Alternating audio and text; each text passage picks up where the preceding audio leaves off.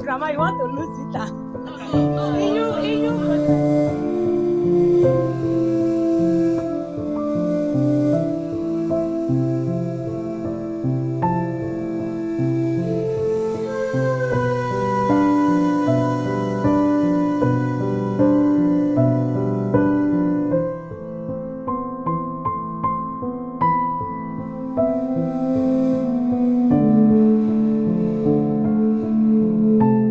My mother was a woman of the people. She was a very homely person, very loving and lovable. She was a kind-hearted person to myself, my siblings, and all of us. She looked after everyone. She is good to others and to me, especially feeding aspects. She's very good. I would describe Mama as a good mother. A good mother who loves her children, not only her children, but even external, those we may call external, those outside her children, whether they are close relatives or far relatives, or even those that that are not related to us. So she's a good woman. I fondly call her my mother and my friend because that's what she was. She could easily switch off from being your dear friend to being a mother, playing the mother role, and she knew how to do that so very well. So I didn't even have the urge or the need to be excessively out there looking for love because I had everything I needed in my mom as a friend and as a mother. Mama is a good teacher. She can communicate with you in different ways. Well, she is a good teacher, like I said, and she taught me most of the sign languages that we use, because sometimes in the house, when there's a private talk to be discussed with somebody, she winks and blinks at times, stay steadily at you for some seconds, then you will understand that you are not wanted here. At that point, we leave. So that legacy has been keeping us going, and I just hope that we're not going to disappoint Mama in whatever way she has taught us. I remember my mother-in-law as a very kind and compassionate woman, always very thoughtful and careful about how she treated others, and her welcoming nature gave me, immense reassurance right from the first day that, I met her. I met her in this family. I'm not from this village, but when I came into this family, she welcomed me as a mate, marrying the same husband. Mama like in Okocha, Mama like in Ifoma, Mama Mozono, Mama Nazauno. Each time, Mama married if I were Jesus and me. Mama na chekumono. Ele Mama Narunek Bayako Narunerife. Mama Mamuno Fun Wesiso, Mama Mune, Kelkane, Renya Dune Bell. Oburufo no kponyeni onwu onye no kusi dike kuso mare ele mam na ememe mama mbo maro. Mama is a beautiful lady, beautiful mother. She likes advising someone. I live here since 12 years ago. Ever since I'm here, mother is like a mother to me. I love her, and she also loves me and my children. She advised me and tell me what to do or not what to do. She tell me what is wrong and what is right. Mama is a loving person. She's very kind. She's very subtle with words. Very kind-hearted. I mean, everything about her is, you just feel loved when you are around Mama, irrespective of the situation. And she has a very unique way of appeasing, calming someone down in case of situations of anger. I did ejime. Anya did onyozo. Ofotu na ade na abia say nnedi no. Ulu say many ana no de nele maro gba manu taya kono de. She gbamete no fe ye de no fe. She ne de ma de bad and ne abde mo bad to nedi. My grandma, and I call her sweet white mother because of her neatness, her nature, and her simplicity. I so much love her words of encouragement, the way she used to talk to me. She doesn't shout at me. She taught me how to cook, but she's more than a good to me. She is indeed a mother. She's a peaceful woman. She's a mother that she took all her neighbor as her own children. Even people find it difficult to know the difference between the neighbor and her children. She takes everyone as one. She was my gist mate. My gist mate, my informant. She informs me of everything happening in the village while I'm away. And she calls me so often. And sometimes I feel like calling her and maybe I've not called her for some days and I plan to, and she calls me. I feel guilty because she's always calling and praying and praying. Her calls are full of prayers. She was a very nice person, very jovial, very humorous. In fact, she's supposed to even join Nollywood. Nemo, nemo, nemo, nemo, mama. Afomulumo achalugo, mama. Nemo, nemo, nemo, nemo, mama. Precious gift, I love you, mama. Chukwu gozielu mo nemo, Chief Mrs. Margaret Ogwa Ibobo grew up as a very modest and industrial maiden, dearly loved by her parents. The early demise of her father prevented her from gaining Western education. From records, she was born in January 1st, 1936 at Obiobeti. Her father was a Nenya Abamba family, and her mother was Akaba Esume from Obiobeti. When her uncles tried to force her into an early marriage to an elderly and wealthy man of their choice, she ran to meet her mother in Ibadan. Later on, they moved to Lagos.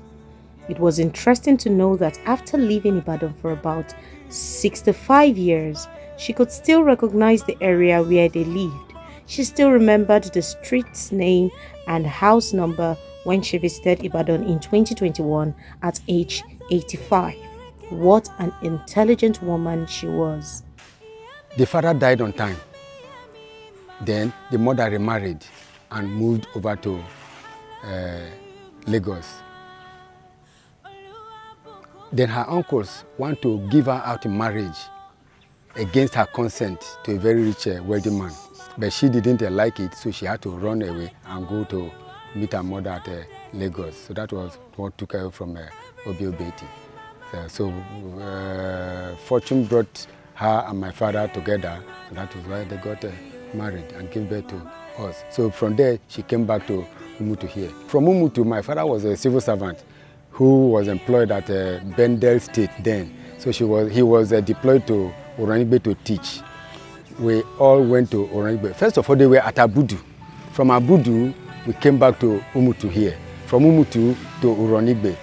Umutu war with Oranigbe, because of boundary issue, made us to leave Oranigbe, which is a neighboring town to us, in Edo State, of course. We left Oranigbe and came back to Umutu. So since then, we have been at Umutu here. So Mama lived at Obiobeti, her hometown. She lived at Lagos. She lived at Ibadan, where her mother also lived at the time. She lived at Abudu. She lived at Umutu here, where she finally died. Mama got married to a young, handsome class teacher, Sunday Gregory Anamali Ibobo, from Umutu, in the same local government area of the state. The marriage was done traditionally, and then later in the late 90s, the solemnization was done at St. Michael's Catholic Church, Umutu. She was a woman of great Christian qualities. She has a very compassionate heart, always moved to help. She was a practicing Catholic, a devoted one. She attends morning mass regularly. She belongs to St. Vincent de Paul because she has passion for the poor and the suffering. She's a member of, she was a member of St. Vincent de Paul Society, an organ of the church that takes care of the poor and the destitute. She was a member of Christian Mother, CWO, and then Basic Christian Community. The town is divided into different groups. She's a member of Zone 3 Christian Community, and she was active. And she was a member of the church warden, the hospitality ministry in the church. Even at her age, she was still active until when she fell sick. Mama in the 1980s was a trader who traded in foodstuffs. She supported her husband, who was a teacher, in providing for the family. She goes on bicycle to as far as Uromi, amongst others, to buy fish, yam, and other things in order to make ends meet. She practiced subsistence farming to an appreciable measure. She belonged to various social clubs in the village. She was a very sociable fellow, and she was the leader of a group called Influence Ladies. Very young, she belonged to different meetings. They call them meetings in village, like women's club, different social clubs. About 2-3 of them I know of, and she was very active among them. And then one thing I want to say about Mama, in our upbringing, Mama did not spare the rod. She didn't spare the rod. She was very, very conscious about training her children in the right way. And I remember in those days, when we go to the river, for example, then if there's no tap running, we'll go to the river to fetch water. You know, children, being children, we'll go and swim and swim and swim and swim. And Mama comes back from the market and maybe no water at home to use. Mama will put cane at the back of her wrapper. We'll stock cane at the back. Come and look for us in the river. And if she gets you, don't bother about the water. She will flog you. But it was training. And I'm really, really glad that she did that for us. She didn't spoil us. And today, I can stand anywhere. Sometimes people used to ask me, even as I'm a principal, some of my teachers will say, I wonder, I would like to see your mother. Your mother really did a good job because I don't take nonsense. Mrs. Margaret Ibobo was a wife and mother to the entire Ibobo family. She was a mother to many that were not biologically related to her. She was very accommodating, tolerant, understanding, and always willing to sacrifice for all. Her love for her children, grandchildren, and great-grandchildren was unequaled. She was always ready to offer help, even if it requires financial implication, without the person in need asking for it. Mama was indeed an epitome of a virtuous wife, a friend to all, confidant to many, a peacemaker and a philanthropist. Giving was one of the things that gave her joy. Her philanthropism was such that at Christmas, almost 30 families received some sort of palliatives in form of foodstuffs, clothes, and cash. My father was doing it when up to the time before he died. Then when he died too, there were some things too that around that my mother also decided to continue. She continued with the legacy. The list was almost 40. Whether they are from neighbors to our family friends, to our family, to our relatives, close and very far relatives too. Mama Margaret was a fellow who was very cautious of personal and environmental hygiene. Even till the day she surrendered to eternal call, she was so neat, civil, refined, and very cultured, to the extent that some persons thought that she was a teacher. Talking about neatness, she maintained neatness up till the end, such that she did not even want to mess up the bed. I told her, even if you want to ease yourself, do it. The nurses said they can clean it up, but she still did not want to mess up the bed, so that those by the bedside will not have any foul smell. She lived in her hometown, Obiobeti, Ibadan, Lagos, Abudu, Uronibe, and Umotu. She visited London in the year 2000, 2005, 2007, and 2014. By the grace of God, Mama lived a fulfilled life from Wednesday 1st January 1936, when she was born, till Monday 27th March 2023, when she left this earth to meet her Maker. She died on March 27, 2023 at 5:20 p.m.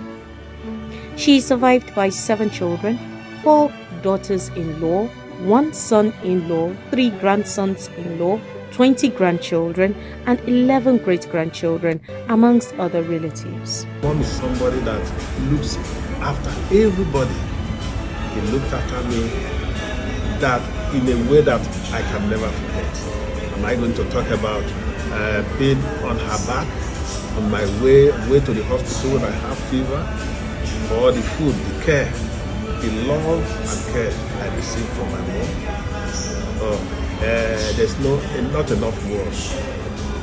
She was the only person I knew that could give me that tender, loving care I needed to identify as my mother. I will ever remember my mother. She was a good kind-hearted person to myself, my siblings, and all of us. One memory I remember mostly about my mom was when I went for the interview. I was looking for admission at Marymount College, and they were going to give me an exam on the spot. And my mom said, "No, don't think of it as an exam, Ishoma, Kenado exam. This is just for them to know what you know and how they're going to help you with the things you don't quite know." And that's a very, very profound part of my life that I always remember in everything I'm doing, and I'm very grateful to you, Mama. Whenever we go out, she will, if she's at home, she will not go into sleep until we come back. That is one of them. Then anytime that anything happens to any of the relatives and she gets to be aware of it, she would want to go there. In most cases, if I see that it is a far place and I'm less busy, I'll say, okay, dress now, let me carry you there. And so they will never forget her for those visits. So it would always be the times we sit and laugh, and her attempts at speaking my language.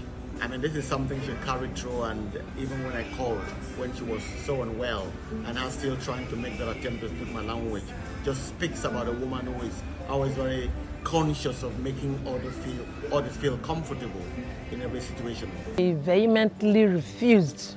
She stood against it, that I will not be. She actually said over her dead body. So I prayed about it. And gradually, she came to love it. So that even when I had crisis and I was trying to opt out, she told me, that is, when you have eaten corn to a certain extent, it will be difficult to break. And I told her, I said, we'll use cutlass to break it now. That's to tell you how she came to love the religious life that I embraced. So, and she was so supportive, always praying for me. If I have challenges in my place of work, if I have difficult staff, I will tell Mama, there are some teachers that are not, they are giving trouble. She said, don't worry, I will be praying for them. And she supported me with her prayers and her advice. I pray that she finds rest and her legacy will not be let down, and they will not be trapped to the wall, in one way or the other. So I appreciate her life. She will be greatly missed, but she lives in us. May her gentle soul rest in perfect peace in the bosom of the Lord till we meet to part no more. Amen.